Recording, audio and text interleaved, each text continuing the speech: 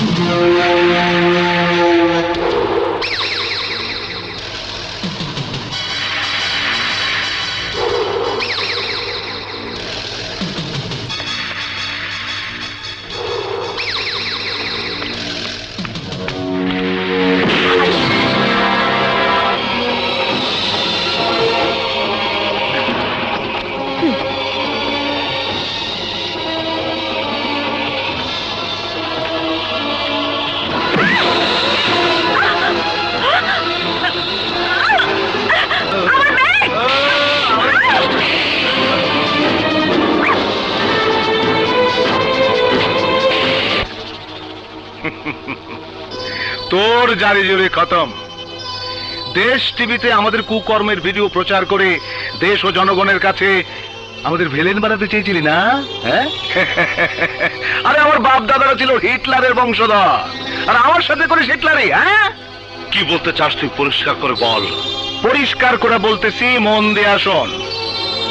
দুইটা জিনিস বড় প্রয়োজন ছিল আমার। একটা দেশ টিভিতে জমা দেওয়া তোর ওই ক্যাসেট, অন্যটা কি তোর লাশ।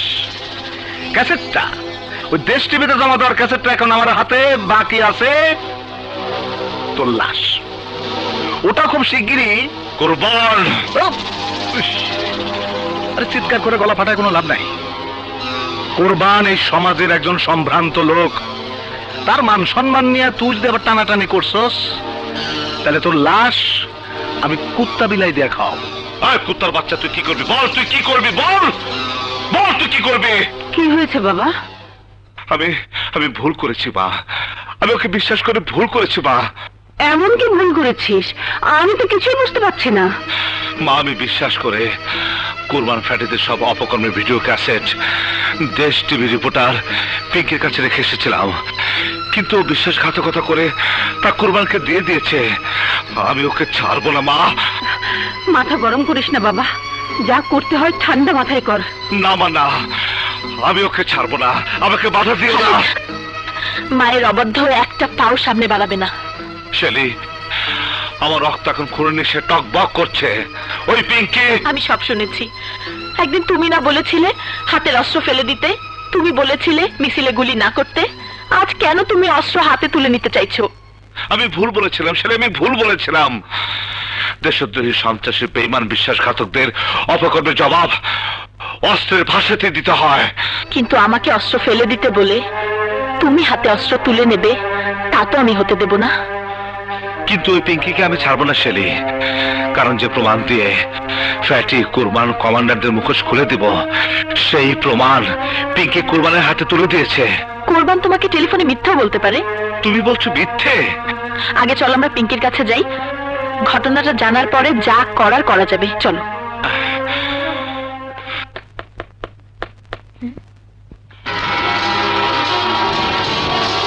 তুই কি হয়েছে ভাইয়া? বিশ্বাসঘাতিনী, তুই আমার সাথে বিশ্বাসঘাতকতা করেছিস। ভাই আপনি ভুল করছেন। জীবন বাজি রেখে আমি ওইসব ক্রিমিনালদের সব অপকর্মের প্রমাণ তোর হাতে তুলে দিলাম, আর তুই বিশ্বাসঘাতকতা করে কুরবানের হাতে তুলে দিবি? ভাইয়া আপনি আমার কথা শুনুন। এই, তুই কি শোনাতে চাস? তুই কি শোনাতে চাস? প্লিজ আপনি একটু থামুন, আগে ওকে বলতে দিন ও কি বলতে চায়। পিঙ্কি বলো, ও না, প্লিজ পিঙ্কি বলো বলো।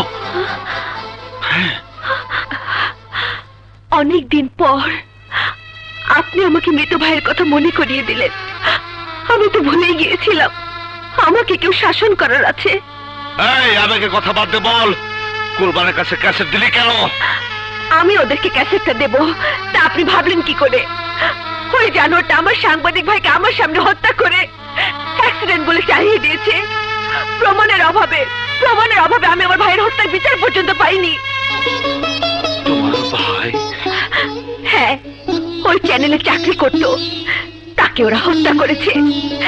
এবার আমি আপনার ওই ক্যাসেট দিয়ে তাদেরকে আসামির কাঠগড়ায় দাঁড় করিয়ে ভাই হত্যার প্রতিশোধ নেব।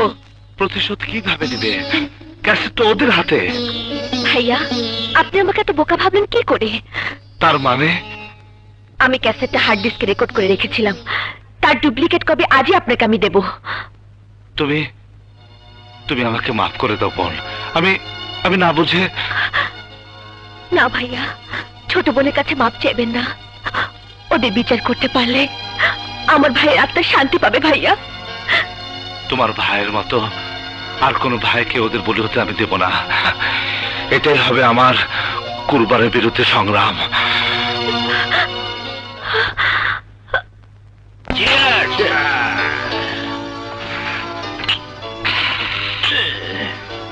তাইলে এইবারের মতো ভাড়া কাটে গেল, কি কও? শালা আমি যা টেনশনে ছিলাম না, ওই শালা খালেদের বাচ্চা আমার ঘুম হারাম করে দিছিল। আরে টেনশন আমারও কম যায় না বন্ধু, তবে আমি এখন রিল্যাক্সড। হ্যাঁ, যে বন্দুক দিয়া ওই খালেদের বাচ্চা আমার টার্গেট করতে চাচ্ছিল, ওই বন্দুক এখন আমার হাতে। আপনি একটা বস, ওই সাংবাদিকের সাথে নাকি ওই মিজানের বীজ সুমাইয়াটাও ভিড়ছে। তাহলে তোমার এখন কি কাজ তুমি বুঝতে পারতেছো? জি বস, ওই মিলনকে দিয়া দুটারে লেটা পেটা বানায় দেবো।